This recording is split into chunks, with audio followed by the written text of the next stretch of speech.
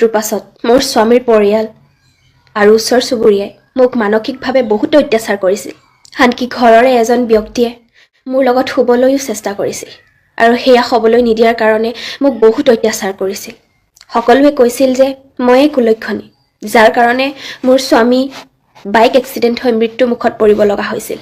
মই কাকো একো ক'ব, সেইকাৰণে মই সৰু থাকোঁতে মোৰ মাকো মই হেৰুৱাবলগীয়া হৈছিল।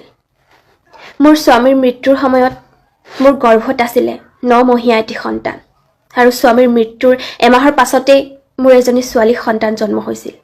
মোৰ স্বামীৰ ঘৰখনত মই থাকিব পৰা নাছিলোঁ। বহুত অত্যাচাৰ সহ্য কৰি, বহুত কথা শুনি অৱশেষত মই নিজৰ ঘৰখনলৈ ঘূৰি গৈছিলোঁ। মই জানিছিলোঁ যে মোৰ নিজৰ ঘৰখনতো মই শান্তিৰে থাকিব নোৱাৰিম, কিন্তু তথাপিও মোৰ কাৰণে আৰু একো উপায় নাছিলে। আৰু ঘৰলৈ গৈ মই যি ভাবিছিলোঁ সেয়াই হ'ল।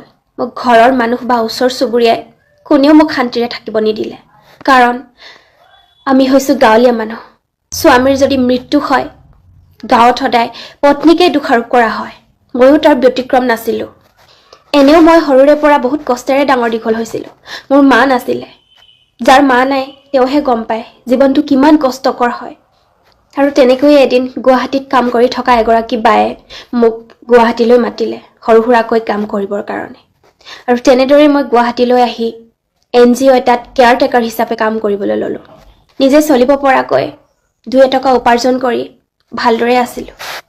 কিন্তু তাৰ পাছতেই মোৰ ছোৱালীজনীৰ ব্ৰেইন টিউমাৰ হ'ল আৰু মৃত্যুক সাৱটি ল'লে। কাক ক'ম? কোনেনো শুনিব? শুনিলেও জানো কোনোবাই বুজিব? বুজিলেও জানো কোনোবাই কিবা কৰিব পাৰিব? মই একেবাৰে নিৰুপায় হৈ গৈছিলোঁ। যেন জীয়াই থাকিব লাগে বাবেই মই জীয়াই আছিলোঁ। আৰু এনেকৈয়ে এদিন লগ পালোঁ